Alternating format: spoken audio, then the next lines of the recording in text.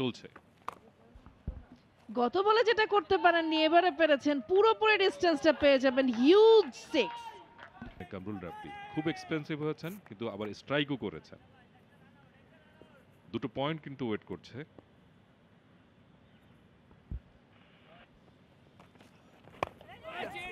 Angle করে খেলেছেন, বলটা ছিল অ্যাঙ্গেল দিন। কবজির মোচরে ঘুরিয়ে 2টি রান পেয়ে যাবেন ব্যাটার জাকির হাসানের ব্যাট থেকে প্রথম রান। সচেতন ছিলেন নতুন ব্যাটসম্যান। ফুল সুন্দর ড্রাইভ, গ্যাপ পেয়েছেন জাকির হাসান, ক্লাসিক ড্রাইভ এবং প্রথম বাউন্ডারি জাকির হাসানের ব্যাট থেকে। ব্যাটসম্যানের আসলে কিছুই করার ছিল না এই শটটা খেলা ছাড়া। একটা হাফ বলই লেন্থে পেয়ে গিয়েছিলেন, ব্যাটসম্যান যা স্ট্রেস করেছেন তার ব্যাটে বলটা পেয়ে গেছেন।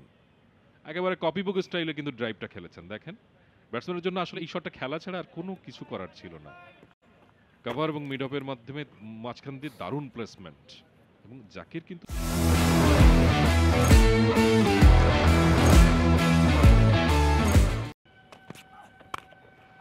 সুন্দর ড্রাইভ, ব্যাকওয়ার্ড পয়েন্ট অঞ্চল থেকে ফিল্ডারে অনেকটু দূরে যেতে হবে, কিন্তু টাইমিংটা মধুর হয়েছে জাকির হাসানের ব্যাট থেকে। ডাউন দ্য ট্র্যাক এসে খেলেছেন, চমৎকার প্লেসমেন্ট, দেখার মতো বাউন্ডারি পেতে চলেছেন ব্যাটসম্যান।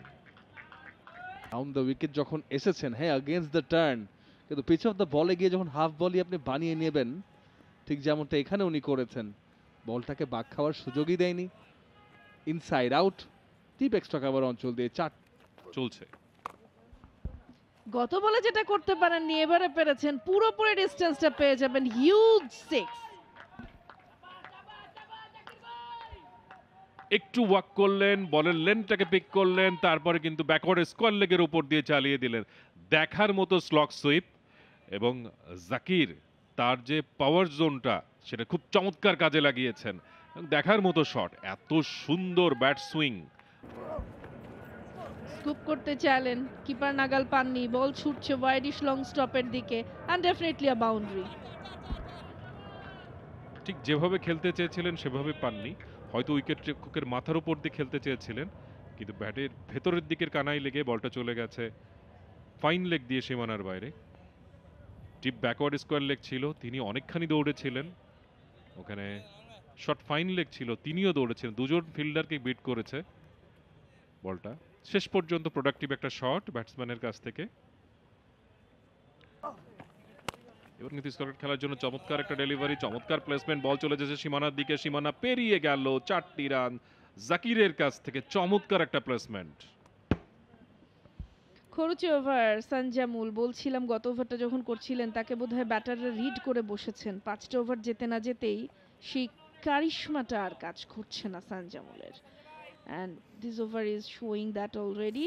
একটা বাউন্ডারি এবং প্রত্যেকটা বলেই রান বের করতে পারছেন ব্যাটাররা।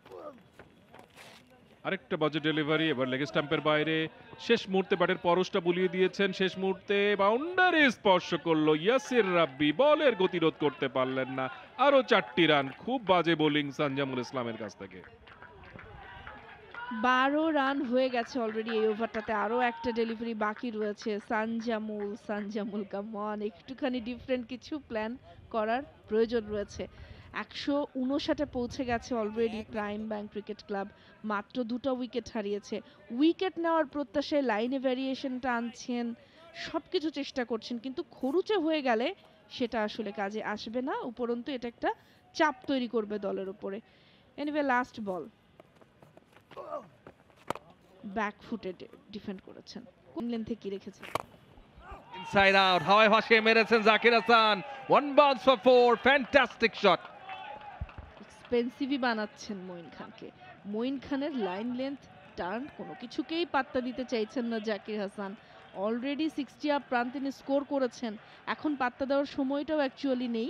তিনি এখন শুধুমাত্র রানটাকে বাড়ানোর জন্য ফোকাস করছেন, স্পিনের এগেনস্টে খেলবার চেষ্টা করছেন, স্পিনারদেরকে কাজে লাগিয়ে। আমার বোলিং একটা পরিবর্তন ভীষণ দরকার রয়েছে।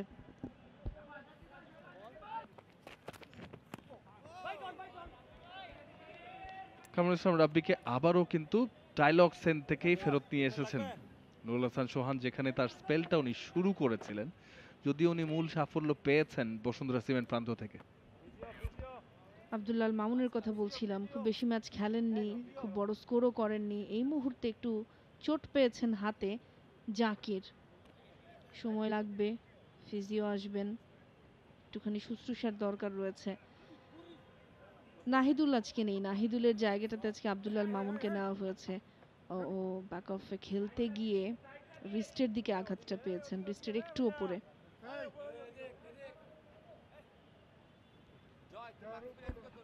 হ্যাঁ, জাকির হাসান গুরুত্বপূর্ণ একটা ইনিংস প্রাইম ব্যাংকের হয়ে খেলছেন,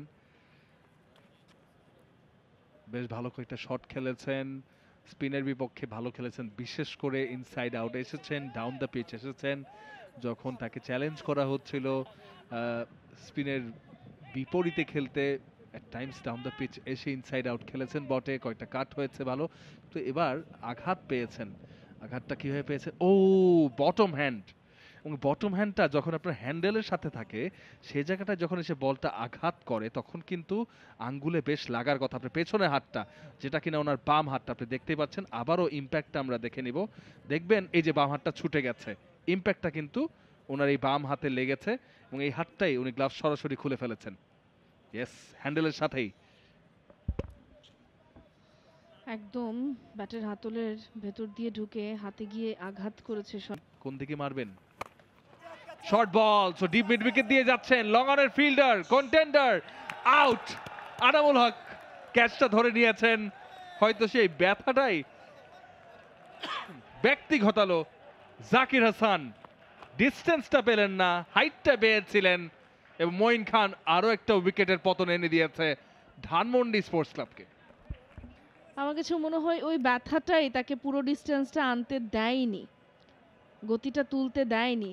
আদারওয়াইজ এই শটে জাকির ডিস্টেন্স পাবেন না, বাউন্ডারিটা দেখবেন না। ইটস আনবিলিভেবল টুডে, যেভাবে শুরু থেকে খেলছিলেন। Look at that shot. ঠিকঠাক টাইমিংটাও ছিল, সবই ছিল, বাট কোনো কিছু তিনি পিক করতে পারেননি। এই যে টাইমিংটা সেটা মিস টাইমড হলো, অ্যান্ড ডেফিনেটলি কনফিডেন্সের ঘাটতি কিন্তু ছিল না আজকের ইনিংসে তার, বাট অস্বস্তিতে ছিলেন, হাতের যে সমস্যাটা বলছিলেন। 86 বল থেকে 64 রান নিয়ে ফেরত চলে যেতে হচ্ছে তাকে, স্ট্রাইক রেটটা 75 ছুঁই ছুঁই। For more updates, subscribe to our YouTube channel and click on the bell icon. Follow us on Facebook and Instagram.